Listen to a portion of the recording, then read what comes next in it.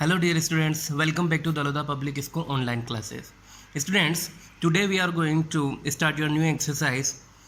इस एक्सरसाइज में पैरेललोग्राम के बारे में अपन पढ़ेंगे तो प्रॉपर्टी ऑफ पैरेललोग्राम. तो पैरेललोग्राम होता क्या है बच्चों? Parallelogram is a quadrilateral. Parallelogram क्या होता है? एक क्वाड्रिलेटरल ही होता है और एक ऐसा क्वाड्रिलेटरल होता है जिसकी अपोजिट साइड्स पैरेलल होती हैं, जिसकी अपोजिट साइड्स पैरेलल होती है. जैसे मैं लिखूं यहाँ पर ए बी सी डी, ठीक है.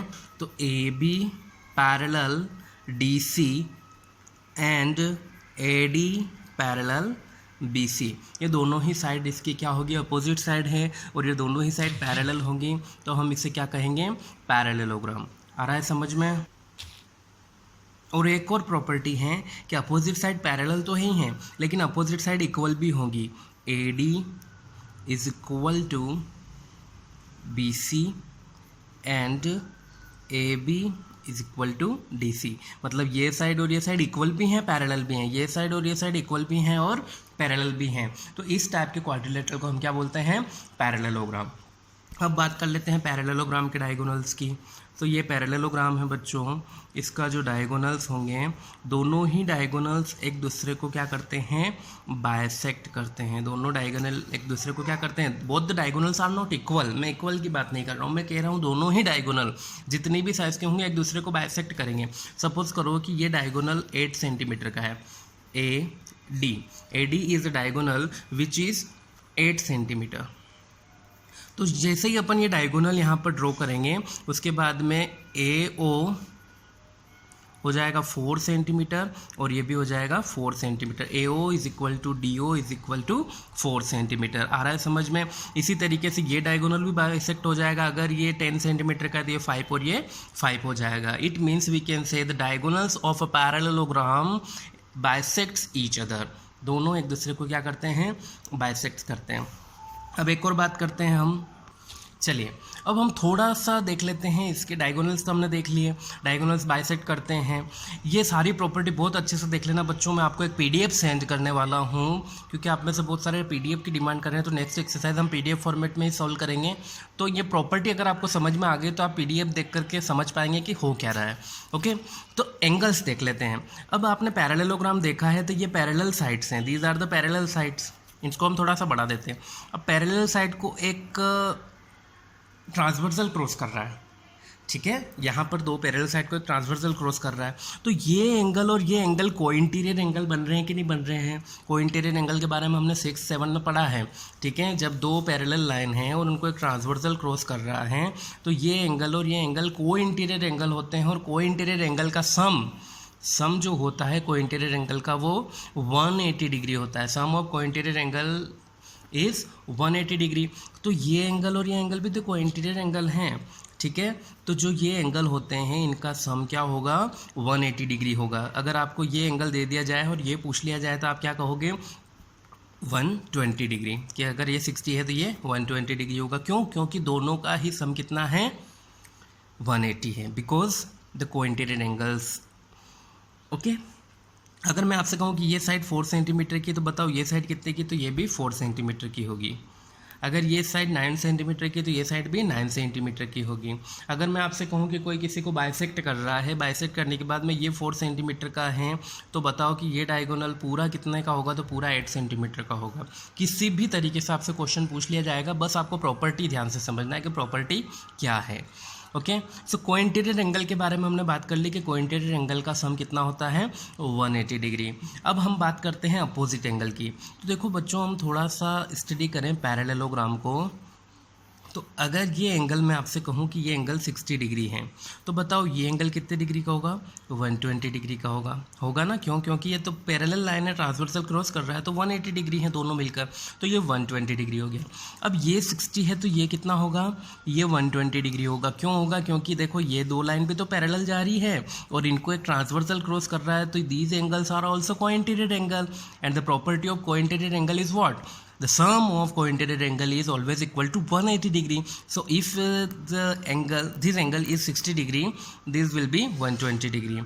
और अब ये 120 डिग्री है तो ये क्या होगा 60 डिग्री होगा कि नहीं होगा बच्चों 60 डिग्री। क्यों? क्योंकि देखो वापस से पैरेलल लाइन जा रही है, ट्रांसवर्सल क्रॉस कर रहा है। तो पैरेललोग्राम में आप चारों तरफ से देखोगे तो आपको पैरेलल लाइन और ट्रांसवर्सल का कंसेप्ट देखने को मिलेगा। अब थोड़ा सा ध्यान से देखो कि ये 120 है तो ये भी 120 और ये 60 है तो ये भी 60। It means we can say opposite angles are equal. Opposite angle कैसे होते हैं? इक्वल होते हैं पैरेललोग्राम में। आगे समझ में? अगर आपको ये एंगल दे दिया जाए, अब पैरेललोग्राम में आपको कोई भी एक एंगल दे दिया जाए तो आप बाकी के सारे पता कर सकते हो।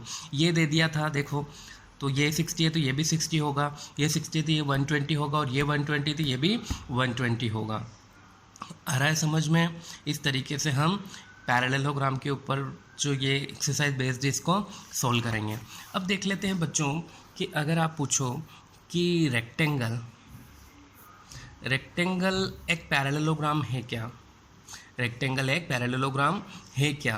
तो हम क्या कहेंगे? Yes, rectangle is a parallelogram. क्यों है पैरेललोग्राम? क्योंकि ये पैरेललोग्राम की सारी शर्तों को तो फुलफिल कर रहा है। देखो ये वाली साइड और ये वाली साइड इक्वल हैं और पैरेलल भी हैं। It means opposite sides are equal and parallel. ये साइड और ये साइड इक्वल हैं और पैरेलल भी हैं, तो हम इसको पैरेललोग्राम कह सकते हैं ना पैरेललोग्राम। तो rectangle is a parallelogram. Rectangle is a parallelogram. Rectangle के डायगोनल भी एक दूसरे को क्या करेंगे? बाइसेक्ट करेंगे। हालांकि डायगोनल्स रेक्टेंगल में इक्वल होते हैं लेकिन ये बाइसेक्ट तो कर रहे हैं ना। पैरेललोग्राम की जो प्रॉपर्टी है उसको ये सेटिस्फाई कर रहे हैं।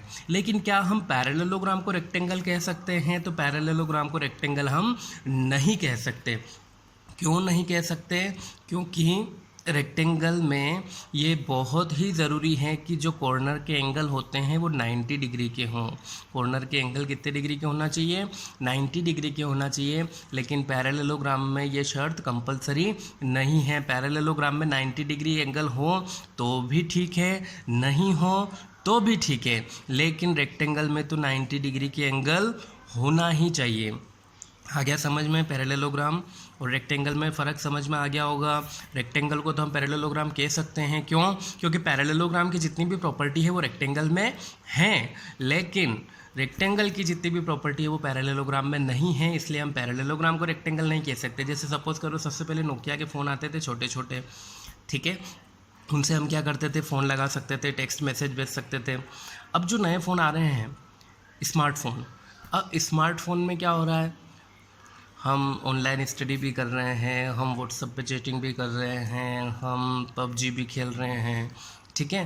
तो क्या हम स्मार्टफोन से फ़ोन नहीं लगा सकते? फ़ोन भी लगा पा रहे हैं। जितने काम नोकिया का जो छोटा फ़ोन करता था वो सारे काम अपना स्मार्टफोन भी कर रहा है, लेकिन स्मार्टफोन के सारे काम नोकिया वाला नहीं करता था। आ रहा है समझ में? तो हम इसमें सारे वो फीचर हैं जो पुराने फ़ोन में थे, लेकिन इसमें वो फीचर नहीं है जो नए फ़ोन में है। That's why we can say this is same property हम यहाँ पर भी फॉलो कर सकते हैं कि जो पैरेललोग्राम है वो सारे प्रॉपर्टी इनहेरिट होकर रेक्टेंगल में आई है, लेकिन रेक्टेंगल की प्रॉपर्टी पैरेललोग्राम में नहीं है। ओके, अब बात करते हैं अपन स्क्वायर की। क्या स्क्वायर एक पैरेललोग्राम है? तो स्क्वायर भी एक पैरेललोग्राम है बच्चों। स्क्वायर को हम पैरेललोग्राम क्यों कह सकते हैं? वापस से वो कि वो ये साइड इक्वल हैं, सारी साइड इक्वल होती है तो अपोजिट साइड तो इक्वल होगी। तो opposite sides are equal and parallel also, ठीक है। तो स्क्वायर को हम पैरेललोग्राम कह सकते हैं, लेकिन पैरेललोग्राम को हम स्क्वायर नहीं कहेंगे। क्यों नहीं कहेंगे पैरेललोग्राम को स्क्वायर? क्योंकि वापस से स्क्वायर में तो ये एंगल कितने के होते हैं? 90 डिग्री के होते हैं। क्लियर? इस तरीके से आप स्क्वायर को पैरेललोग्राम कह सकते हैं। अब बात करते हैं अपन रोम्बस। रोम्बस पैरेललोग्राम होता है। Rhombus is a parallelogram with all sides are equal. Rhombus एक पैरेललोग्राम होता है जिसकी सारी साइड क्या होती हैं? इक्वल होती है, लेकिन इसमें एक नई प्रॉपर्टी है कि इसके जो डायगोनल्स होते हैं बच्चों वो 90 डिग्री पर बाइसेक्ट करते हैं। ये जब बाइसेक्ट करेंगे तो यहाँ पर कितने डिग्री का एंगल बनेगा? 90 डिग्री का एंगल बनेगा। और बाइसेक्ट कर रहे हैं तो देखो बच्चों, सपोज़ करो आपको बस इन प्रॉपर्टी के ऊपर बेस्ड पूरी एक्सरसाइज है, PDF में आपको भेज दूंगा। तो ये यहाँ पर देखिए बच्चों, अगर ये 8 सेंटीमीटर का डायगोनल है, 8 सेंटीमीटर का डायगोनल है, तो ये 4 सेंटीमीटर और ये 4 सेंटीमीटर हो गया, ठीक है। ये अगर 6 सेंटीमीटर का डायगोनल है तो ये 3 सेंटीमीटर और ये 3 सेंटीमीटर हो गया। अब आपसे अगर ये डायगोनल्स देख करके साइड्स पूछ ले, what is the length of side, तो आप क्या करोगे बच्चों, यहाँ पर पाइथागोरस थ्योरम अप्लाई कर सकते हो। ऑब्वियसली अप्लाई कर सकते हैं पाइथागोरस थ्योरम। क्यों कर सकते हैं, क्योंकि ये 90 डिग्री का एंगल बन रहा है, और यहाँ पाइथागोरस थ्योरम अप्लाई करते ये 3 है, ये 4 है, तो ये कितना हो जाना चाहिए, ये 5 होना चाहिए हाइपोटेनियस पाइथागोरस थ्योरम से। और हाइपोटेनियस एक साइड पता चल गई तो सारी साइड 5 की होगी। I hope you understand. Rhombus की प्रॉपर्टी समझ में आ गई। इस तरीके से हम रोम्बस को भी सोल्व कर सकते हैं। तो ये सारी प्रॉपर्टी बच्चों आप एक बार वापस से पढ़ लें, आपकी बुक में भी दी हुई हैं प्रॉपर्टीज़ क्या क्या हैं, और उन्हीं प्रॉपर्टी पर बेस्ड बहुत सिंपल क्वेश्चन हैं आपकी नेक्स्ट एक्सरसाइज में, ठीक है। तो आप एक्सरसाइज सोल्व करें। Thank you so much, see you in next video.